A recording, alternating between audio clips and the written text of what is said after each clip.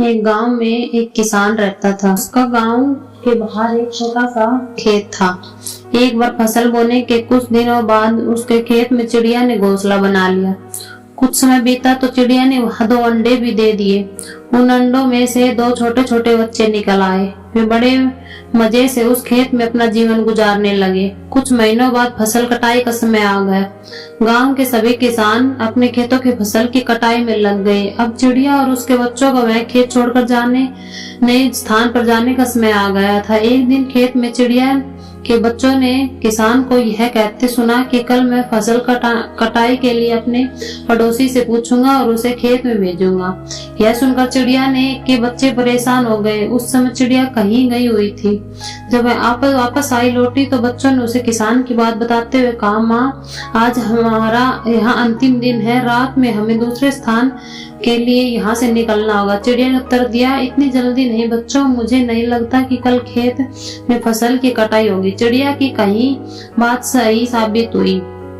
दूसरे दिन किसान का पड़ोसी खेत में नहीं आया और फसल की कटाई न हो सकी। शाम को किसान खेत में आया और खेत को जैसे का तैसा देख गुदगुदाने लगा कि ये पड़ोसी तो नहीं आया। ऐसा करता हूँ, कल अपने किसी रिश्तेदार को भेज देता हूँ। चिड़िया के बच्चों ने फिर से किसान की बात सुन ली और परेशान हो गए।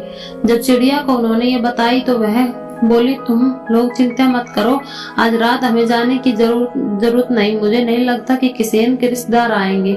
ठीक ऐसा ही हुआ। किसान का रिश्तेदार अगले दिन खेत में नहीं पहुंचा।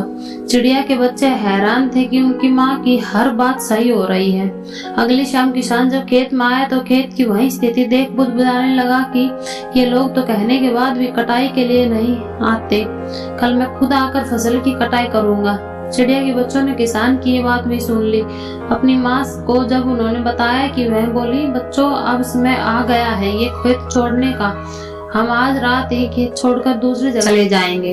दोनों बच्चे हैरान थे कि इस बार ऐसा क्या है जो माँ खेत छोड़ने के तैयार है। उन्होंने पूछा कि चिड़िया बोली, बच्चों, पिछली 2 बार किसान कटाई के लिए दूसरों पर निर्भर था।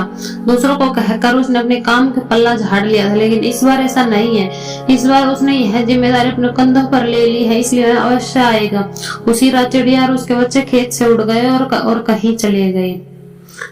फ्रेंड्स, आपको ये कहानी कैसी लगी हमें कमेंट करके बताएं।